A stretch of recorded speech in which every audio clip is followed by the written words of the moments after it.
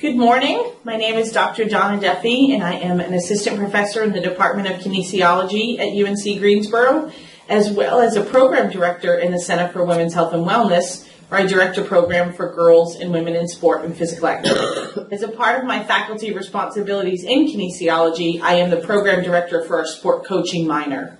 This is my second year as a Coleman Fellow, and when I was presented with this opportunity, I really thought very long and hard about the different areas that I have opportunities to work in each day, and thought, where can entrepreneurship have the most impact and be most beneficial for our students? And I thought a lot about our coaching students who are in reality running their own businesses, because coaches do not make a lot of money, especially at the high school, middle school, community levels. And so what we have found is that, sort of anecdotally, students are running their own coaching businesses by offering private lessons, specifically with basketball or with softball, or it can even be position specific, like a coach can offer lessons, private lessons to just pitchers and catchers, for example. So what we found was that these students were running their own businesses anyway, so providing them with some entrepreneurial education was just sort of a natural, organic thing that came up when we started to think about, where can we make the most impact with our kinesiology students? Where would this knowledge help them become more impactful professionals?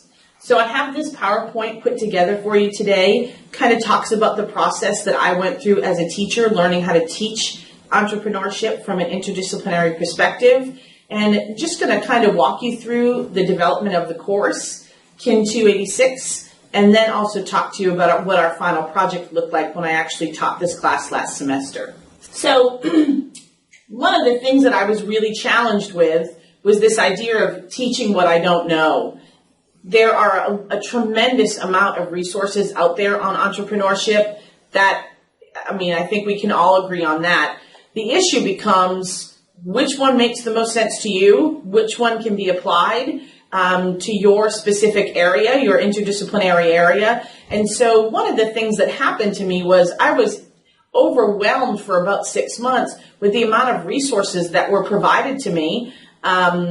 And I really didn't know where to begin in terms of choosing which one is most beneficial for me, my teaching style, which would challenge me to think outside the box, and then as a result, be more beneficial for my students. So this is kind of my process. When I was accepted as a Coleman Fellow, nominated and accepted, I was very excited. And so it sort of went through this circular process for me, and then I am back here now with excitement.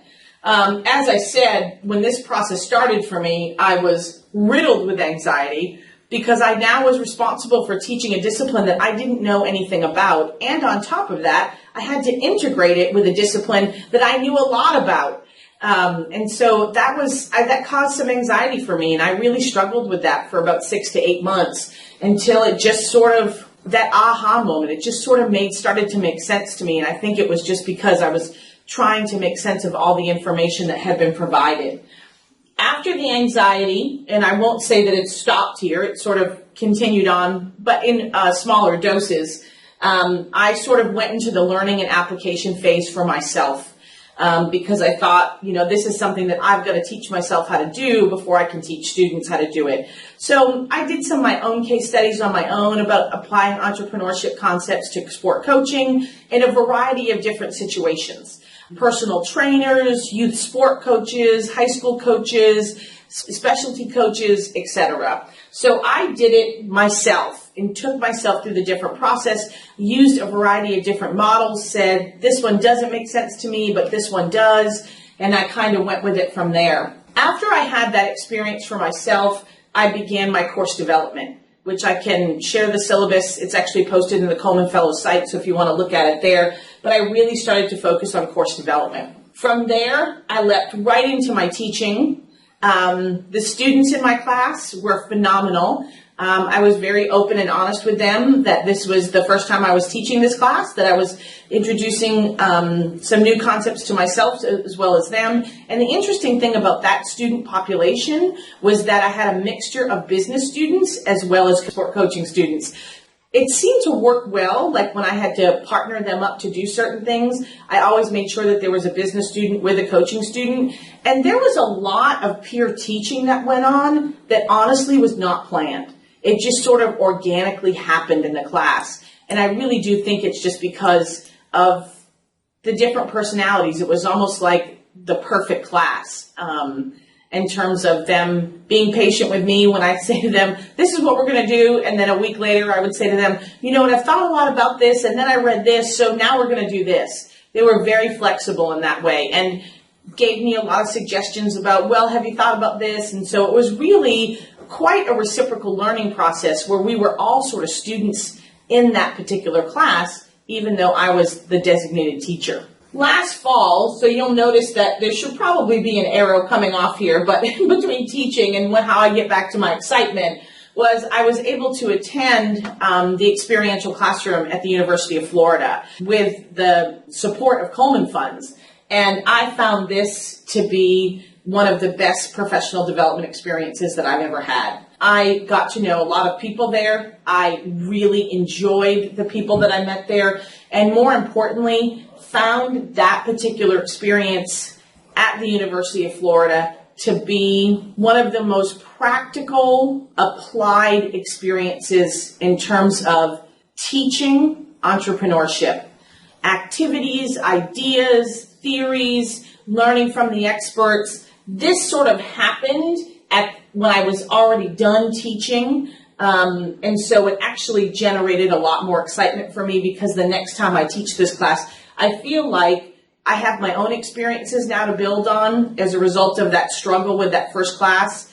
But now I have information from my experience at the University of Florida. So that just kind of is my sort of cycle as being a Coleman Fellow, what's happened to me and for me in the past 2 years in terms of teaching what I didn't know. How things came together in the classroom. And so what I've done here is provided you with the learning outcomes that are on the syllabus that were approved by the university, and I'll read them for you. I wanted the students to be able to apply effective written and oral communication skills to business and to coaching related situations. I did have guest speakers come into the class and talk about, how you do the language and the communication styles around doing a pitch or something like that.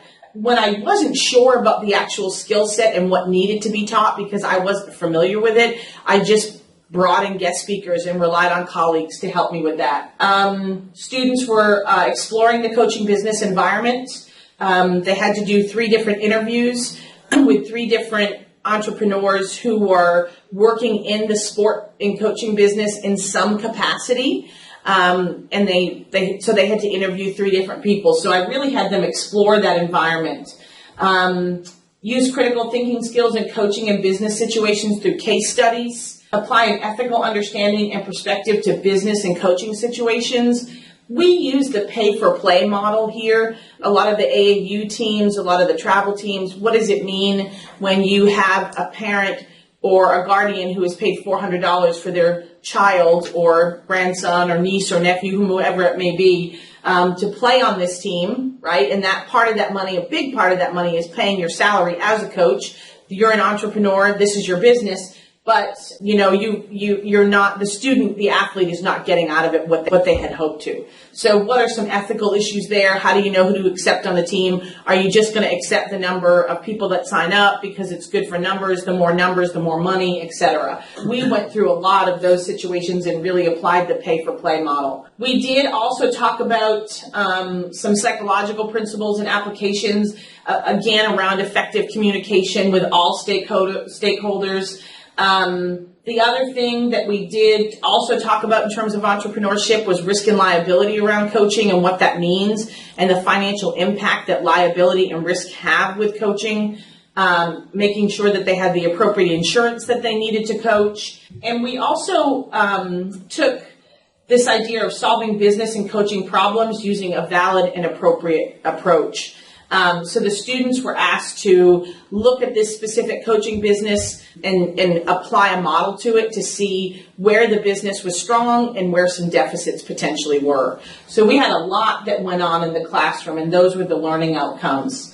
For the final project in our class, I came up with a project that I called "If You Build It, They Will Buy It." And one of the things that we know about sport coaching education is that it has moved all online. Rarely is sport coaching education done face-to-face anymore. Everything is online.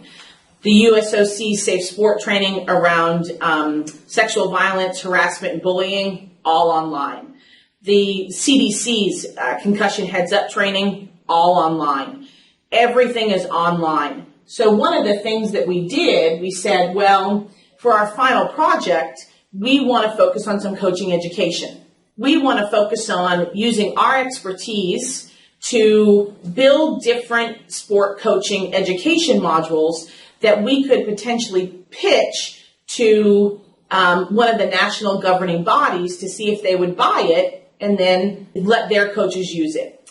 So through some connections that I have with US Lacrosse, USA Field Hockey, and USA Rugby, the class's final project was to develop a coaching education program that they could use, that they would put together, and ultimately hope that the NGO would use it. So US Lacrosse focused on injury prevention through strength training. USA Field Hockey focused on growing the game for boys, which is a huge initiative for field hockey right now. And USA Rugby focused on violence prevention. And so what happened was the students they chose which project they wanted to work on, and it was a semester-long project. There were specific checkpoints. We set up goals and specific objectives that had to be met sort of every 2 weeks. We'd address them in class. We'd go over certain things. They were asked to use resources on campus like the Digital Media Commons to be able to put these type of coaching education classes together. They were asked to evaluate other coaching programs that are online to see what they liked, what they didn't like. And basically, they came up with a module, for lack of a better term, around these three areas for these three NGOs using scientific principles, entrepreneurial principles, specific models around entrepreneurship. And they put these together. And one of our very last activities on the last day of classes in the fall semester was we invited faculty, students, staff, everybody on campus to showcase our work. And so you'll notice here that the students had two different laptops set up. On one laptop, they were showing their final product, so what the website or what the online coaching would look like. And then on the other laptop over here, they were actually describing the entire entrepreneurial process throughout the entire semester about how this developed. So they had to explain step by step by step, apply this model, this theory, etc. So at the same time that the people who joined us where we were showcasing our work, they were able to see the final product for USA Field Hockey, US Lacrosse, or USA Rugby. They were able to see that here and what that coaching education would look like. On this other laptop, it was a complete display of the entrepreneurial process in terms of how this product was developed. Thank you.